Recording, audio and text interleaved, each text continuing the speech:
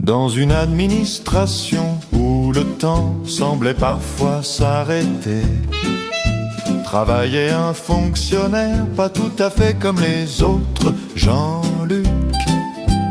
Sur le papier, il était à temps plein.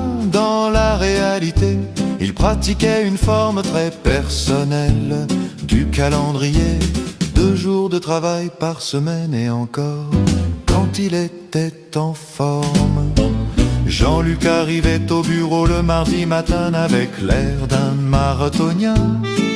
Ayant couru sans pause depuis 3 jours, il posait son sac, s'asseyait lourdement et lançait son rituel. Franchement, je suis épuisé. Ses collègues, qui eux étaient présents du lundi au vendredi, échangeaient des regards discrets. Certains avaient envie de lui demander s'il s'était battu avec son canapé pendant le week-end.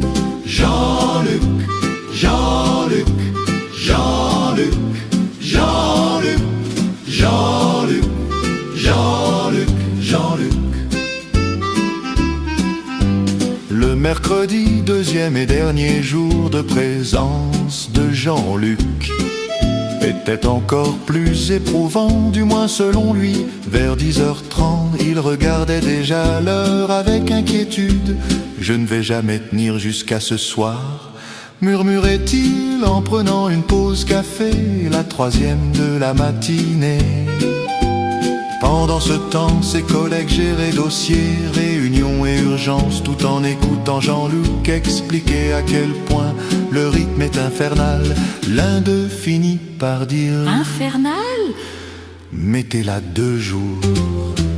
Jean-Luc répondit très sérieusement: justement, il faut que je fasse en 2 jours ce que vous étalez sur 5.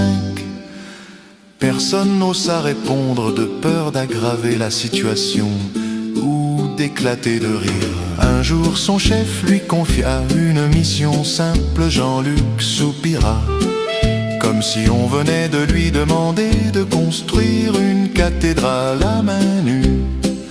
Il passa la matinée à organiser son bureau, l'après-midi à planifier son travail, et le lendemain à récupérer de ses efforts.